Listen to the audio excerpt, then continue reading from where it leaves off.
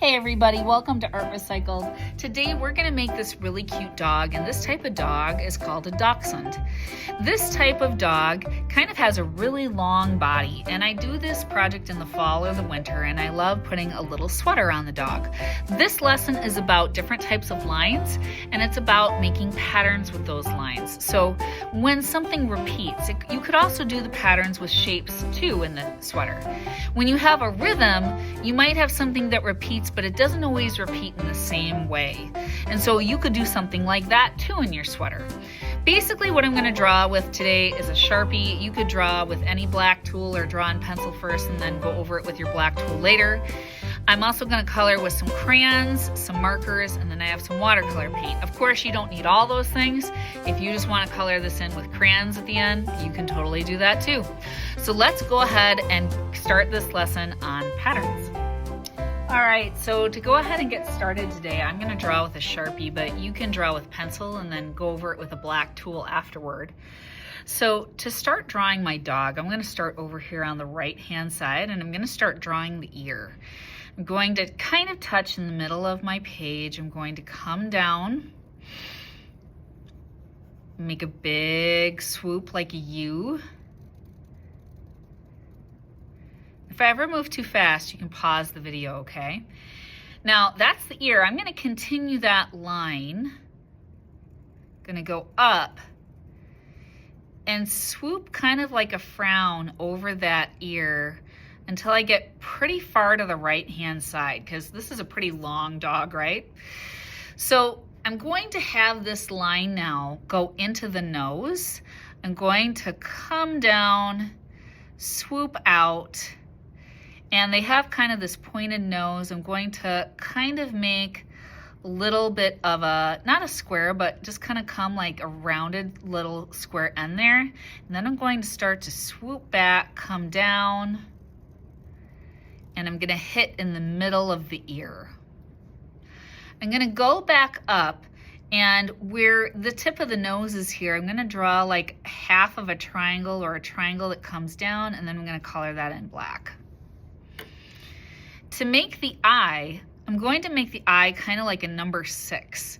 So I'm going to come down and come around and come back up and then color this part in. You can leave a little bit of it white if you want.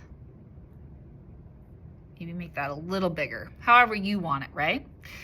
And I'm going to add a little smile to my dog by just adding a smile line right there. So now I'm going to continue the dog's body.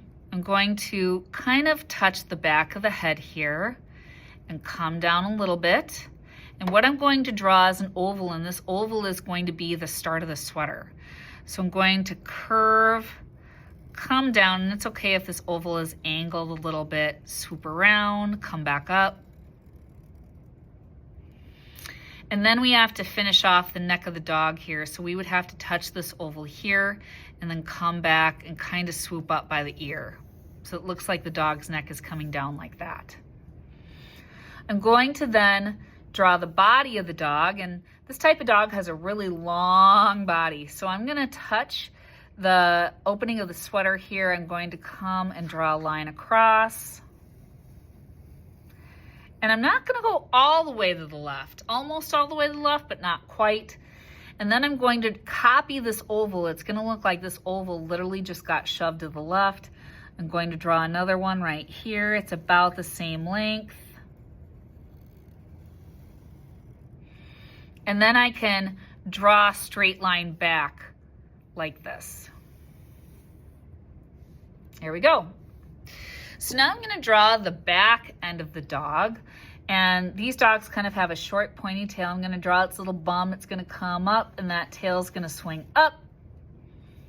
And then when it comes down, we're going to have it come down and draw a little bit of a bump here, not much, and it's gonna stop kind of where the end of that oval is. And this is the hardest part of the project. It's drawing the legs of the dog. We're gonna make one leg look like it's in front of the other. So this leg is going to swerve down like this, and it's going to curve and come forward, turn, And then it's going to come up and it's going to touch that oval kind of more on the left-hand side on the bottom. And then when we draw the other paw, we want it to look like it's behind this one, and so it's up a little bit. So we're gonna touch this paw in the middle, come out, curve around, and then come back up and touch that oval kind of on the right-hand side. And you can make two little lines here in the paws like that. We're gonna do the same thing over here. So we're going to have a paw start just behind this oval.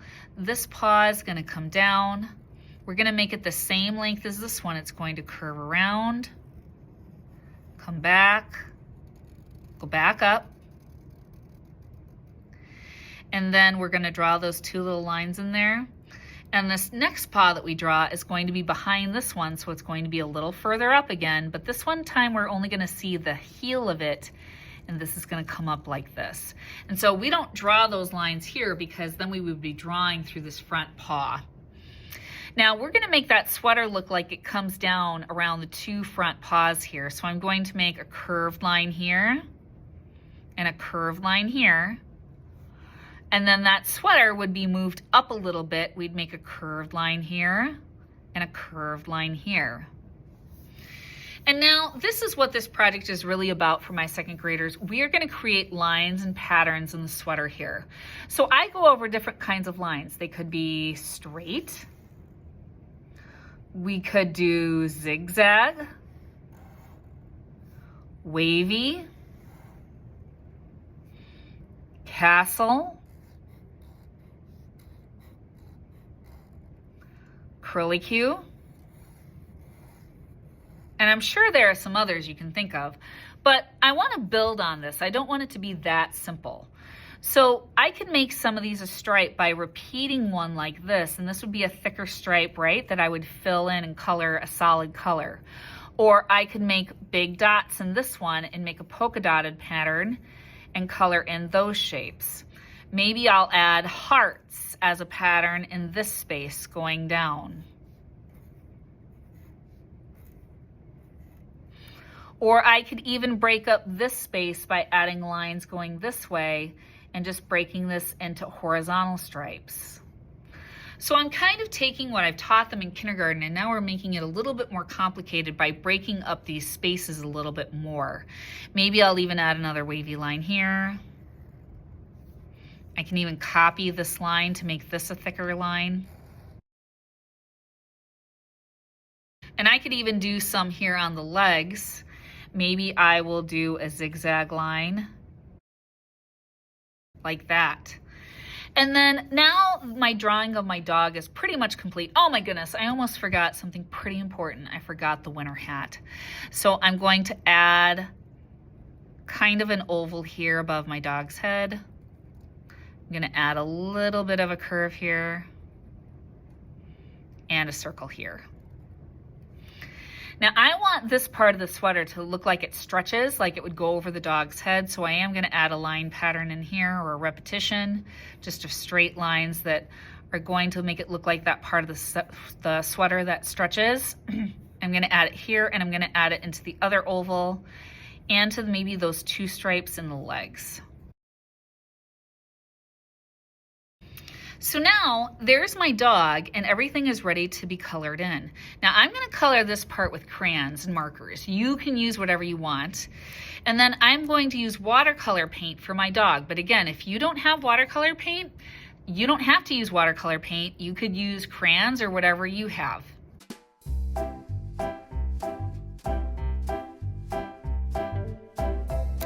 All right, so I have my sweater all colored in. I used crayon for this ribbed part and I used markers for the middle.